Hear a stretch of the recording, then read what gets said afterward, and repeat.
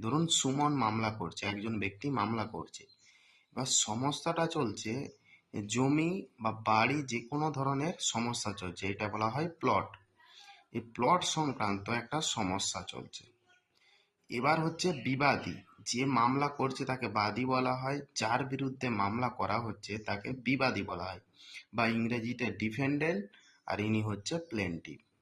এই যে জমি বা বাড়ি সংক্রান্ত মামলাতে এই যে সমস্যাটা, ডিসপিউটটা চলছে, এর জন্য কিন্তু কোর্ট থেকে একটা ইনজাংশন অর্ডার, অর্থাৎ নিষেধাজ্ঞা অর্ডার করে নিলে আপনার হচ্ছে এই সম্পত্তিটা কোনো ধরনের ট্রান্সফার হবে নি, বা কোনো ধরনের সেই সম্পত্তিতে ক্ষতি করতে পারবে নি।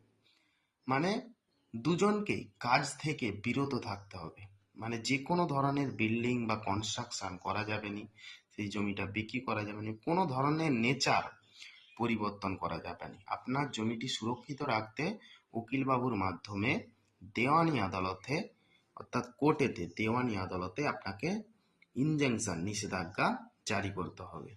এই যে জমি বাড়ি সংক্রান্ত সেক্ষেত্রে সমস্যা চলছে।